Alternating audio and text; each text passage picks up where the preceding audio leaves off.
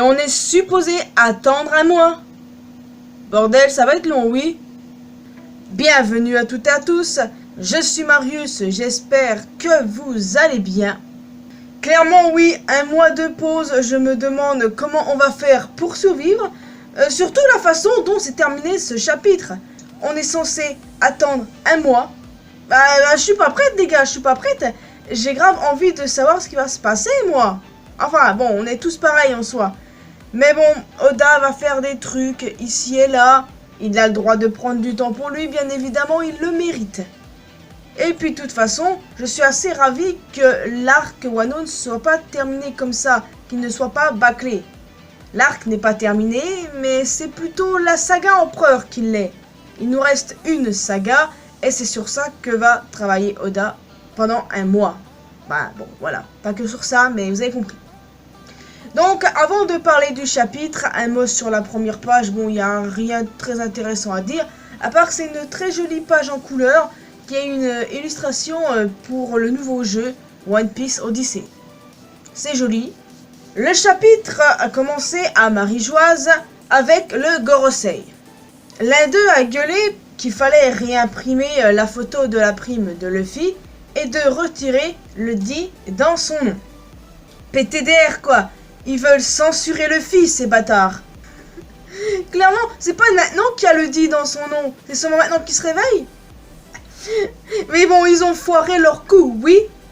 La photo de Luffy en Nika a été prise par le mec du CP0, Guernica.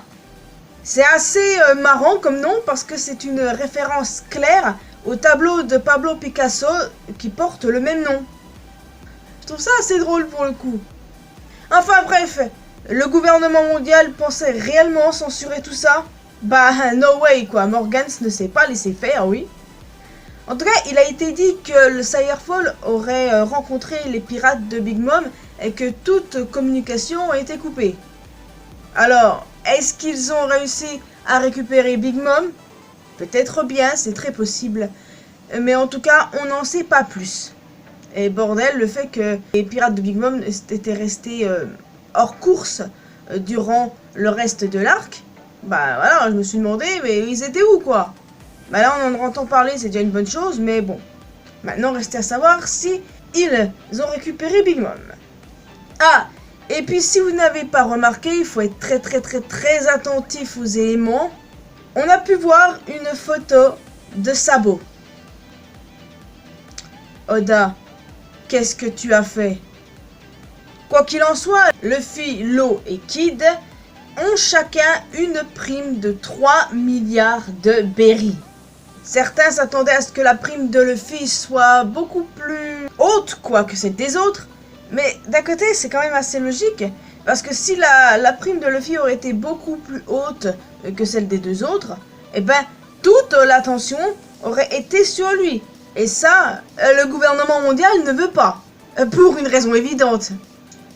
Alors que Jinbei se retrouve seul au banquet dans le château, Robin rencontre Itetsu, qui se révèle être Kozuki Sukiyaki, le père d'Oden, qui a en réalité été emprisonné par Orochi pendant des années. Alors ça, je ne m'y attendais clairement pas. Je pense que personne ne s'y attendait de toute manière. C'était une révélation de ouf quoi.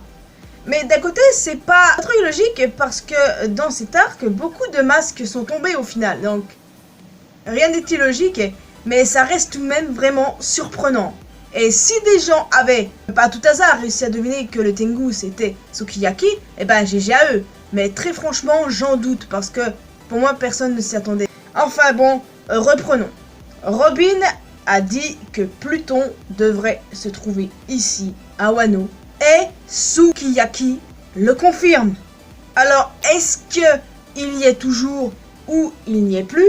Dans tous les cas, Robin savait ça depuis Alabasta. Elle le savait.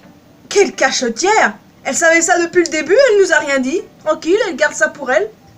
Enfin bref, Pluton à Wano, ça pourrait peut-être expliquer éventuellement la présence de Kaido à Wano, non? Enfin bon, je dis ça, je dis rien, mais ça reste vraiment intéressant. Et si je dis pas de conneries, il nous reste à savoir où est Uranus du coup. Avant de parler de Ryokugyu, évidemment, on va rapido parler du festival. On a eu un flashback où Luffy dit à Momonosuke de ne rien dire aux citoyens à son propos, ne voulant pas être un héros aux yeux du monde quoi. A noter que nous avons aussi vu Otsuru bien vivante avec Kinemon. Dommage qu'on n'ait pas assisté à leur retrouvailles, ça m'attriste un peu, mais en tout cas, voilà pourquoi Kinemon ne pouvait tout simplement pas mourir. Je l'ai dit la dernière fois, je le redis là, c'est logique. Même si c'est vrai que sa mort aurait été partiellement logique aussi sur certains points. Mais bon, passons. Ryokugyu est rentré en scène et il a totalement agarré King et Queen. Il les a défoncés. Et bien entendu, il veut la tête de Luffy pour la rapporter à ce cher Sakazuki. Ça confirme bien ce que je pensais. Il n'est pas venu taper la causette, mais pour faire du sale, pour foutre la merde, littéralement. En tout cas, j'aime bien son design. Il n'est pas tout à fait comme je l'imaginais, mais j'aime bien. Et puis, 3 petites choses. Primo, son vrai nom est Aramaki. Deuxio, son fruit du démon a bien un rapport avec les plantes. Attendons simplement un nom officiel. Et tertio, comme les autres amiraux, son design est basé sur un acteur japonais connu. Et dans son cas, il est basé sur Yoshio Harada. Ce qui me semble, j'avais tout de même théorisé par le passé. Je ne sais plus, donc je vais pas dire de conneries. Mais c'est ce que certains avaient théorisé aussi de toute façon. Et pour finir, nous connaissons désormais les nouveaux Yonkou. Et ce que je disais, ça s'est concrétisé une fois de plus. Et quand j'y réfléchis, c'était tout de même logique. Et la couverture du tome 25, du coup c'était un foreshadowing, simplement. Donc, on a Shanks, Barbe Noire, Luffy et Baggy. Baggy est tellement chanceux, c'est incroyable quoi. D'un côté, on a Kid qui veut défoncer Luffy, ça c'est très drôle. Et t'as de l'autre où Ryokugyu arrive, et ça sent la merde. Et avec tout ça, on est supposé attendre un mois. Comment va-t-on survivre? Je pense qu'aucun d'entre nous n'est prêt pour la suite là. Ryokugyu va faire du sale. Et là, clairement, je me demande s'il n'y aura pas plus de morts qu'il y en a déjà eu là. Donc oui, clairement, Ryokugyu seul face à Kid, Law, Marco, Yamato, c'est vrai qu'il va faire tâche à côté de tout ce beau monde. Mais je m'inquiète un peu pour la suite. Mais je fais confiance à Oda. On va devoir attendre et tenter de s'imaginer pas mal de scénarios possibles, simplement. En tout cas, c'est clair qu'on n'est pas prêt. Alors n'hésitez pas à me dire ce que vous en avez pensé. Qu'est-ce que vous pensez des primes de Luffy, Law et Kid? Qu'est-ce que vous pensez des nouveaux Yonkou? Est-ce que pour vous c'était aussi évident que ça?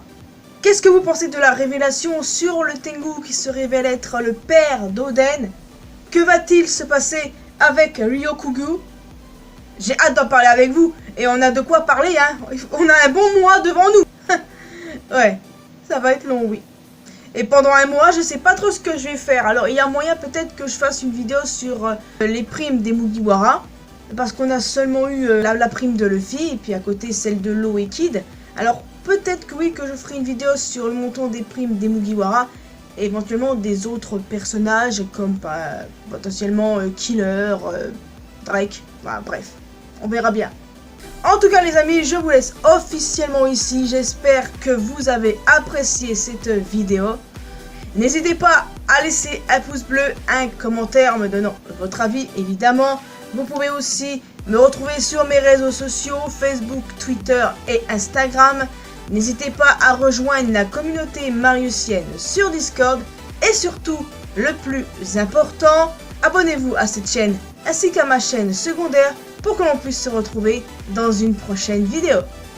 Un mois les amis, ça va passer vite. Ne vous en faites pas. Prenez bien soin de vous. À la prochaine.